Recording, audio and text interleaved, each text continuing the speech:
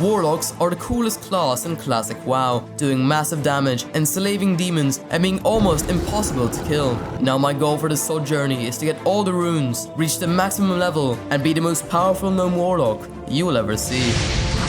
Our story starts with launch day, where most people took time off work to sit in a queue for 10 hours. Now as is usual on Fresh, the starting zone was swarmed with sweaty nerds fighting over mob tags. Now as a warlock, a class with pretty much no instant damage abilities, tagging mobs was gonna be a pain in the ass. So to combat this, I tried hiring a dwarf hunter called Bakugo. After winning him over with some of that homeless drip, I got myself a new companion. Speaking of companions, I went to my warlock trainer Alamar Grimm for the imp quest, but he also offered me something new. Turns out he left a chest in Bumfuck Alley by some trucks and he wants me to retrieve it. I open it up and there it was.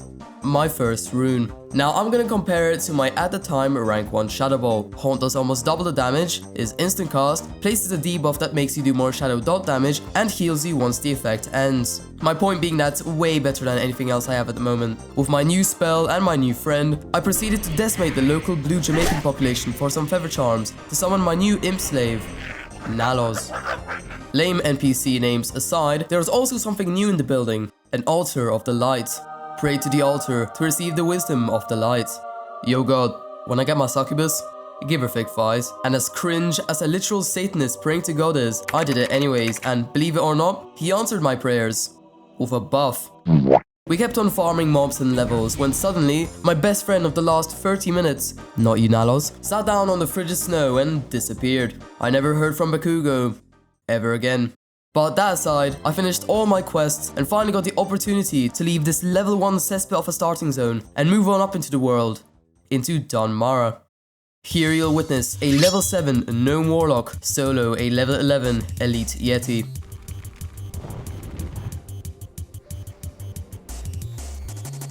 Yeah, you thought. While helping a dwarf steal weed off some trolls, I wouldn't ask why, I spotted something new that I haven't seen before.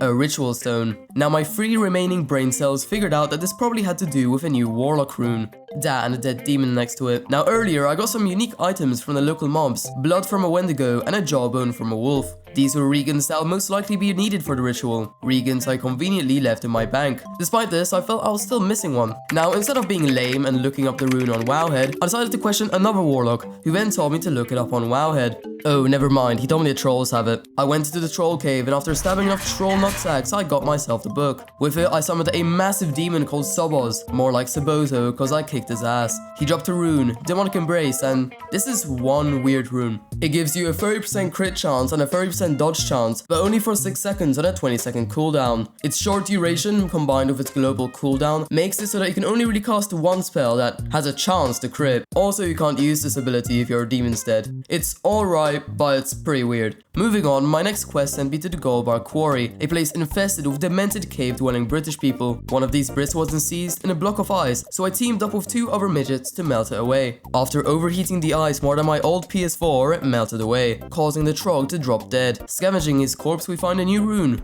for Chaos Ball. This ability was amazing, allowing you to launch a literal nuke at the enemy target. The only problem though is that it shares a rune slow of Haunt.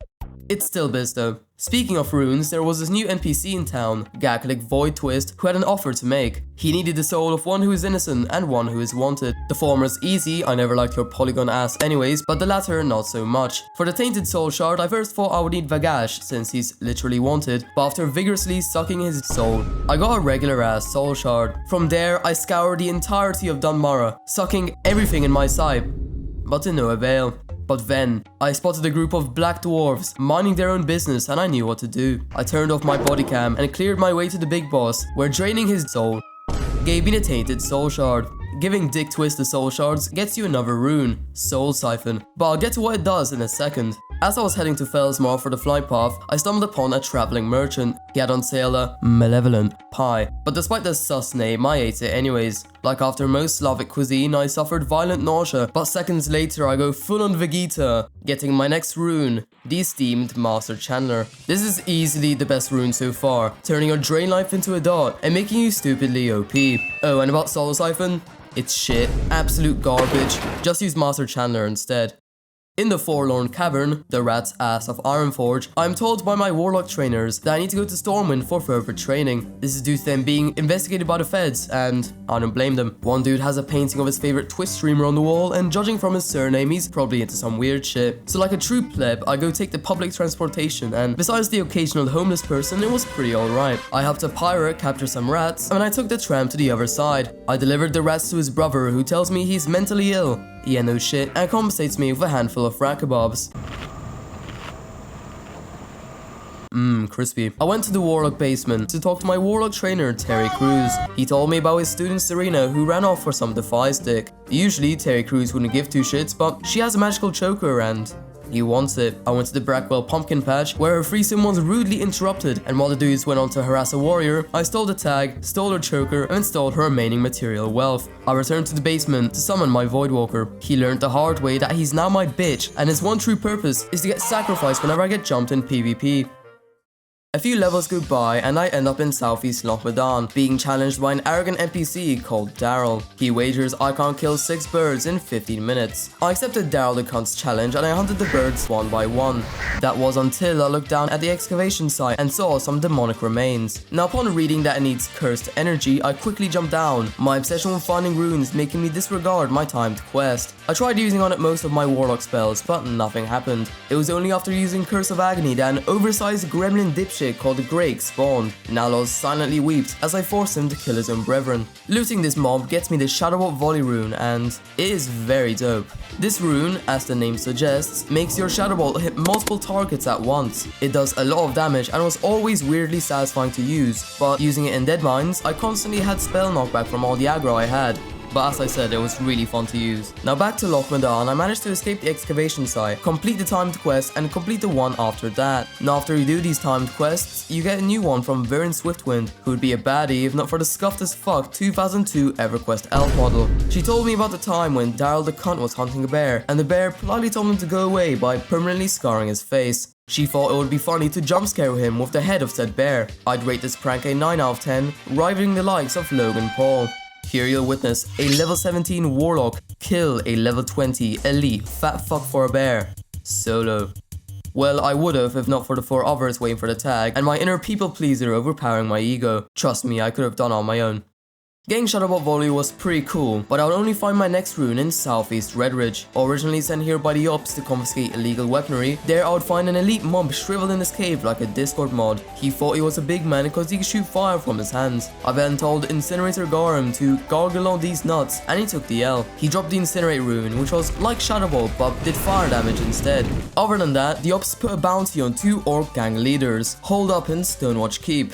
First was Farrell Zun, where I teamed up with a human paladin and a night elf hunter. We easily killed him, took his head, and I yoinked a sexy 10-slot bag. Gaffazog, however, was a different story. We had to wait a few good minutes for him to spawn, and when he did, alongside some other elites, the game was on. I used on Gaffazog all my dots, and I tried to burst him down. Meanwhile, the hunter was attacking an entirely different target. The paladin kept on using Divine Storm, getting everything to attack him and causing his premature death. Gaffazog then started running towards me. I needed to act fast, or I'll turn into no kebab. I sacrificed my Voidwalker and jumped off the ledge, exploiting his 2004 pathing into taking the stairs. After he died to my dots, I swooped in to loot his head. While the hunter got slapped into oblivion, I jumped off the stairs, yet again, and ran out of the keep. The only one still alive. That sole survivor feeling was very neat, and if this were hardcore, it would have made for a very clickbaity thumbnail.